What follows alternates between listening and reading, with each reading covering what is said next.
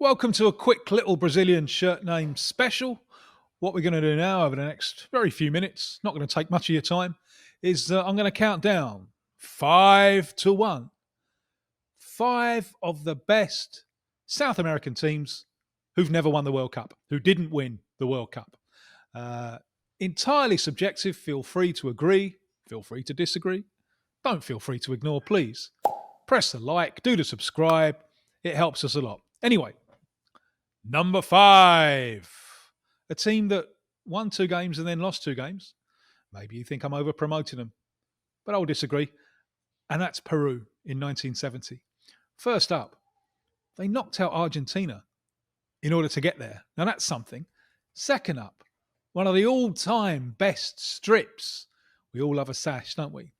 Third, when they got the World Cup going with wins over Bulgaria and Morocco, Walter Winterbottom, who'd been the England coach back in 1953 when Hungary came and tore strips out of England, he said, this Peru side, they're the Hungarians, reborn. That's the beauty of their football. The West German manager, Helmut Schön, he said, this team, it's the best international football I've seen since Brazil in 1958. Now, that's not a coincidence because Peru's coach was Gigi, who was the midfield maestro of that Brazilian team. And he kind of recreated it with a very, very open, very attractive 4-2-4. And they were just wonderful to watch, wonderful to watch. They couldn't defend on crosses, which is why they lost to the Germans. They didn't have a very good goalkeeper, one of the reasons that they went out to Brazil in the quarterfinal. But when they were on song, boy, did they make that midfield fly. Obviously, the star man, Cubillas, who was the gravedigger of Scotland 8 years later on, they played their best football when he was lining up with a little youngster called Hugo Sotil, who was to go on and become a key partner for Johan Cruyff at Barcelona. The two of them together, they could work real magic. And in those shimmering images from the Mexican sunshine, unforgettable. So Peru are at number 5 in my list of South American teams, great South American teams who didn't win the World Cup.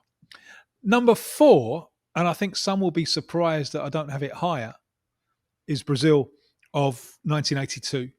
Now, I was 17, and I just remember all the games and rushing home from school to see the fatal game when they lost against Italy.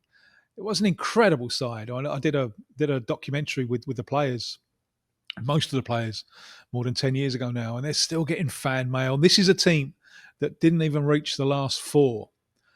But the memories that they have implanted on the collective mind of how football can be played joyously with a real swagger artistically, those memories never ever fade. Why is it only number 4? Because I think there's problems with the side. It is a frustrating side. I'm not sure they made the right choice of goalkeeper. They've got 2 fullbacks who want to be midfielders. You can afford 1, but I don't think you can afford 2. The centre forward, just poor old Serginho, he doesn't connect with the rest of the team. It was a poor choice by the coach Tele Santana to have Serginho, who, you get a couple of wingers and you put a lot of service in for him to attack, fine. But a technical midfielder who want to bounce off him didn't work. So I can see lots of little flaws with the side, and I can see ways that it could have been better. Hence the fact I've only got them at number 4. But what wonderful, wonderful memories they gave us all.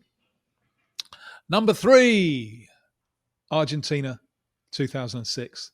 Still rankles with me that this team didn't win that World Cup because I think they were the best ones.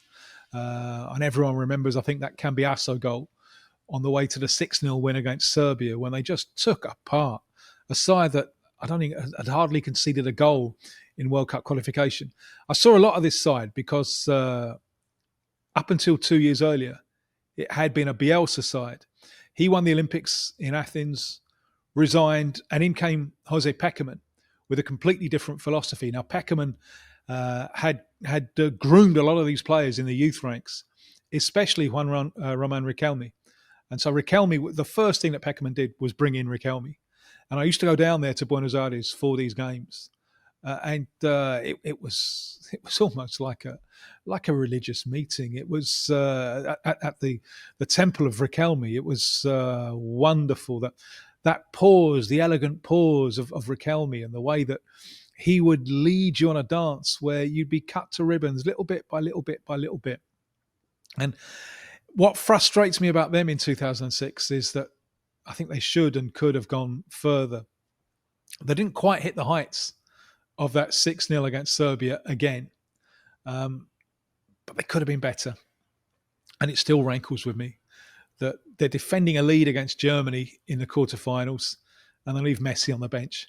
Now, you only had 3 subs in those days and they burnt one of them with a goalkeeper. The goalkeeper got injured. And Crespo ran out of steam, and he took off Riquelme as well. And I'm not sure that was a wise decision. Peckerman to this day defends those substitutions, but to leave Messi on the bench when you're defending a lead, and Messi can just run around with the ball and frustrate the Germans.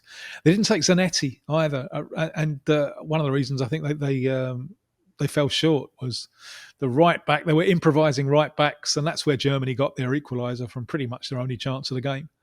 Across there from the German left, the Argentine right. So you look at the side and you think, had Zanetti been there, had he brought Messi on, you wonder what thrills we would have had from the rest of that World Cup. So Argentina 2006 at number 3 in my list. Number 2 is Uruguay from 1954. Now, the first World Cup game that Uruguay ever lost was the semi-final in 54 against the great Hungarians, which went to extra time. They lost 4-2 in the end. And 6 years later, when World Soccer Magazine was launched, there was a 2-page spread about how this had been the greatest game ever played in the history of football. It's been forgotten these days, which I think is a shame.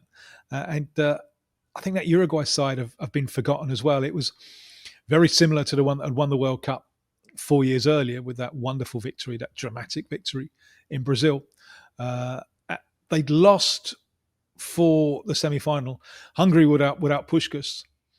Uruguay without their captain, Obdulio Varela, who was a force of nature. They're also without their centre-forward, Miguel, is a very, very technical player. But a lot of the names from the 50 side were there and firing on all cylinders. And just to give you an idea of how good that Uruguay side were, in the group phase, they beat Scotland 7-0. Now, I can't believe Scotland were that bad in 1954. 7-0. And then they come up against England in the quarterfinal. They win that one 4-2 as well. So this is a great, great side. And they really did go down in the way that you want a champion to go down. Firing on all cylinders, standing there toe-to-toe with the Hungarians. And it's never been quite as good again for Uruguay. They've had battling sides. They've reached World Cup semi-finals again a couple of times since, but it's never been as artistic, as beautiful as it was in 54. So that side, to do that in Europe, I think that the Uruguay 54 side has to rank number 2 in my list of great South American teams who didn't win the World Cup. And number 1 is the team that they beat 4 years earlier in Brazil, in the Maracanazo, in one of, if not the most dramatic game, I think, in the history of football. Brazil, in the previous, it wasn't like a knockout. There's like a final group in there with Uruguay, the final opponents, Sweden and Spain. Now, they just massacre Sweden. I think it's 7-1. And then Spain. And Spain are being seen as possible title contenders.